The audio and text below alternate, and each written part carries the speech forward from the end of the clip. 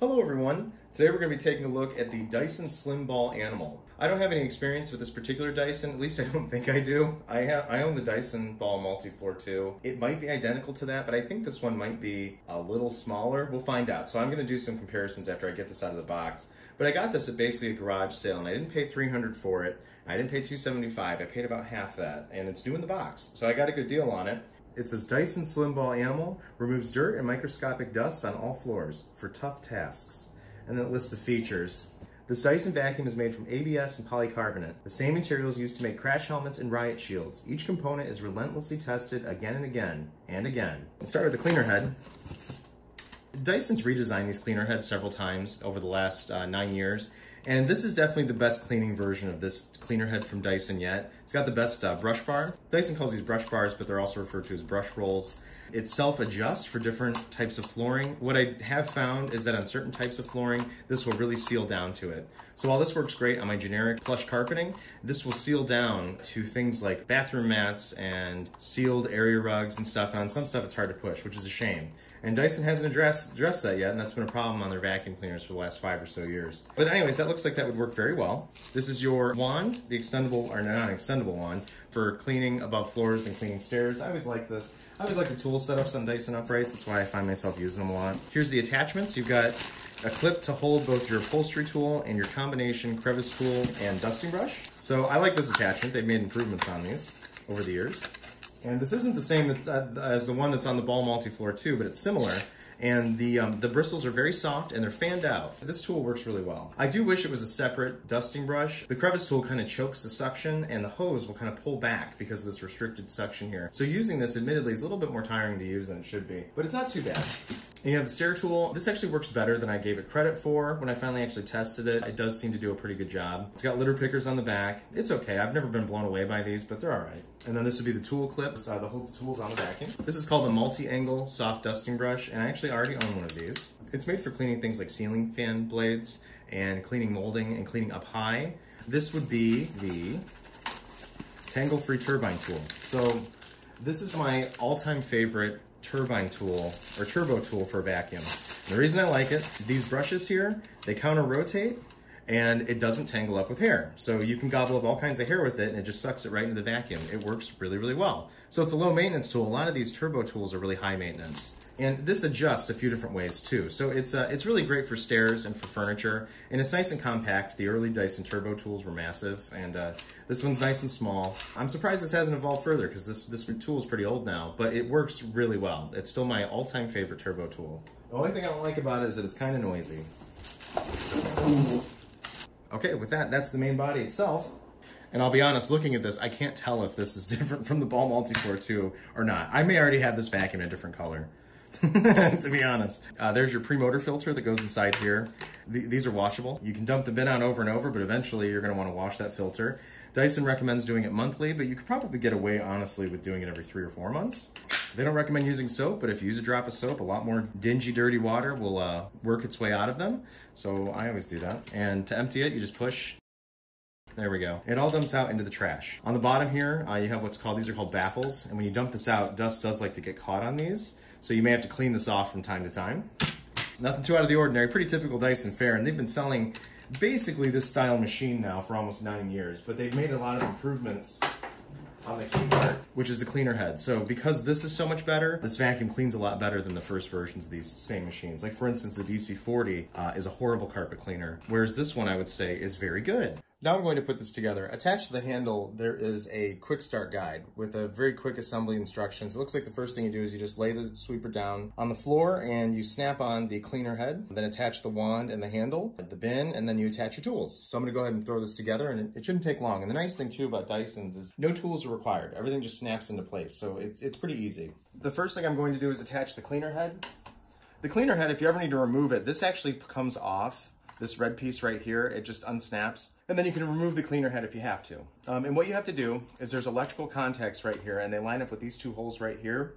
And to assemble it, whoops, you don't actually have to, you don't have to remove that red piece to install it, but you want to line up the electrical contacts here and here, and then the head just kind of firmly snaps into place. So let's line that up. This can move around, so you have to line it up.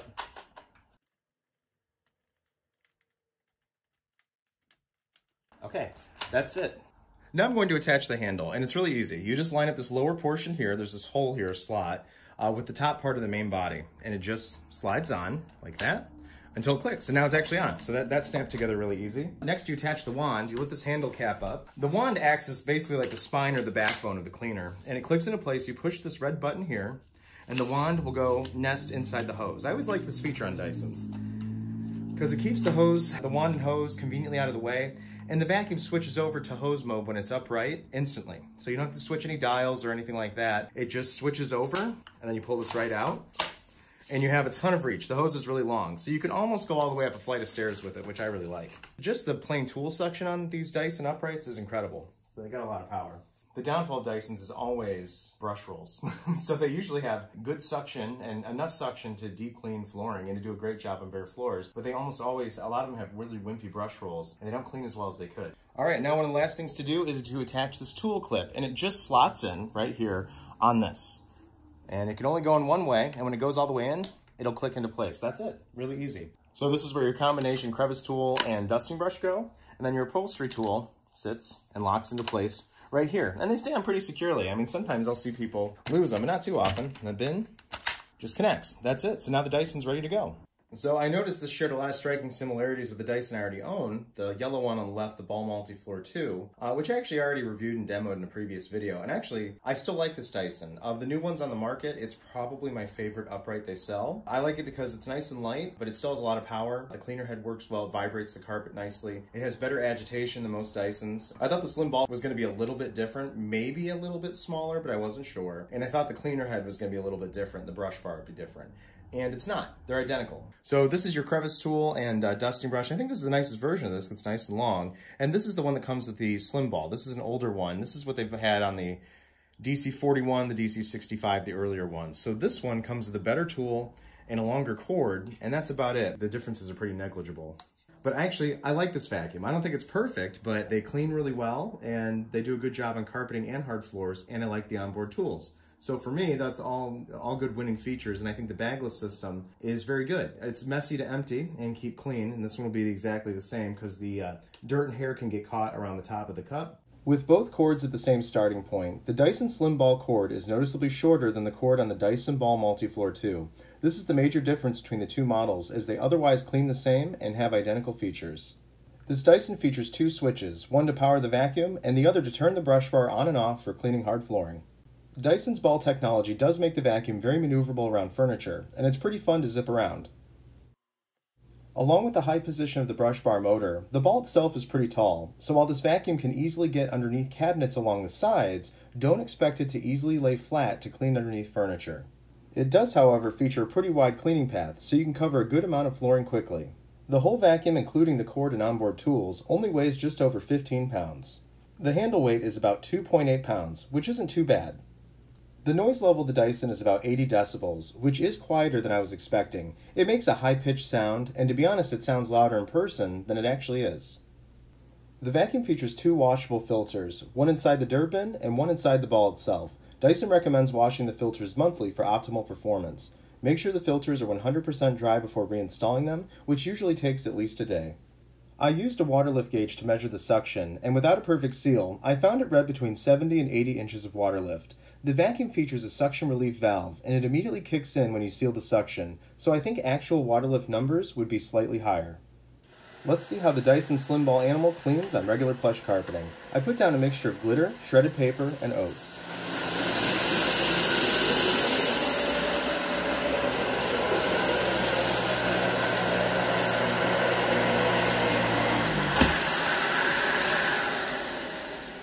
It does a great job. It only left a small line down the middle where the belt rides to drive the brush bar. On carpeting, these latest 3rd gen ball models are some of the best cleaning vacuums Dyson has ever produced. They vibrate the carpeting well, leave nice carpet lines, and the vacuum pulls itself along as you clean. The unfortunate thing is that the self-adjusting head does like to seal to certain types of low or seal-backed carpeting, and in those cases, the brush bar will shut off and it won't be usable. On this regular cheap plush carpeting, it works great, but if you find it doesn't work for certain rugs in your home, there's unfortunately no adjustment or remedy for that. If you look closely, you can see how it causes the dirt to dance around.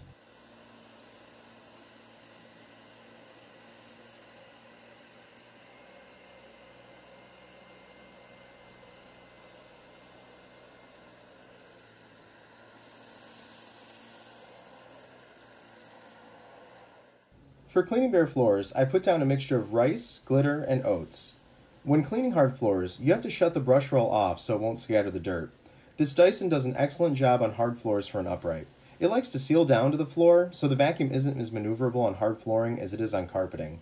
It will also push around larger objects like cereal, so you can just use the wand for those, but for everyday crumbs on hard floors, it's one of the better cleaning uprights available.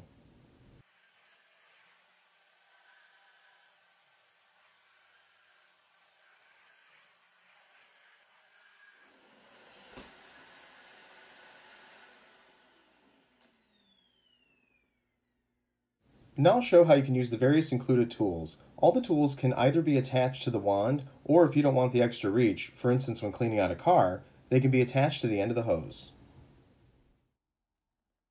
While using the hose, the vacuum will follow you around as you clean. Due to the slim design of the rear wheels, if the vacuum catches on something, it can tip over.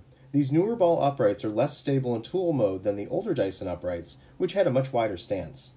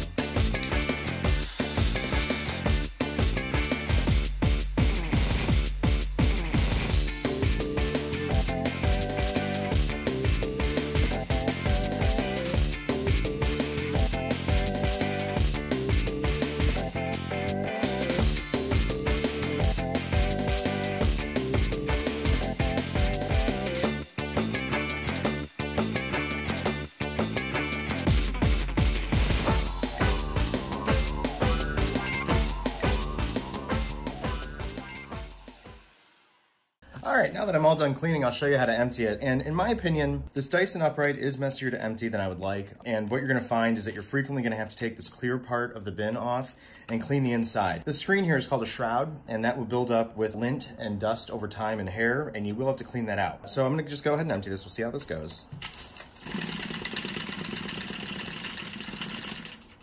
Okay, that actually went a lot better than I was expecting. What you'll find is dust over time will build up around the seals here, and then if you need to, you just push this gray button here, and you can clean this off. You can sweep this off with a brush. You can use the dusting brush. Where's it at? You're going to want to keep this screen in here clean because if you don't, the vacuum will lose suction. That just goes back in. And so that actually went a lot smoother than I was expecting it to, because when I did demos the other day and I went to empty it, it was kind of messy. But what I really wish is on their uprights, they would finally introduce the self-cleaning shroud and hygienic dirt ejector. So on this one, this is the Dyson V11 Animal. You just do this and the screen cleans off and it ejects everything. Anyways, you don't have to take this apart to clean this all the time like you would on the upright, especially if you overfill this or just over time, you are gonna have to disassemble this and get in there and clean it, and it is messy. It's a lot cleaner on the V11. And this is a little dusty, but I have this old DC14, and on the older ones, the dirt just had a lot more room in these larger bins, both by the shroud and in the bottom. And to be honest, they just emptied a lot cleaner and easier than the newer ones. But anyways, it's not too bad, and I wanted to show you how it works because this is definitely one of the more annoying aspects of the vacuum is emptying it and keeping this clean, because you will have to. So there you have it. Even though I just unboxed this machine because I realized I've owned an identical model for over 2 years, I can safely tell you what I like and dislike about it. It cleans well in carpeting, but isn't usable on all types of carpeting as it likes to seal down to certain types. The performance on hard floors is excellent. I like the tools with the instant long reach wand and hose, but in my opinion, the older Dyson upright setups were overall easier to use. Finally, the bin is messy to empty, especially if it's overfilled, and will require regular cleaning of the screen and the top of the bin to maintain peak performance. Those things aside, it's a good overall cleaner, and I like how versatile the machine is. You can clean a room top to bottom with just what's on the vacuum, which is something I've always liked about Dyson uprights. This slim ball model cleans carpeting better than most Dysons, and far better than any of Dyson's cordless offerings, which as much as I like, I still consider supplemental to a more powerful corded cleaner. This corded model simply has a lot more brush bar power in the cleaner head, which makes all the difference. If you have any questions, feel free to ask, and as always, thank you for watching, and have a great day.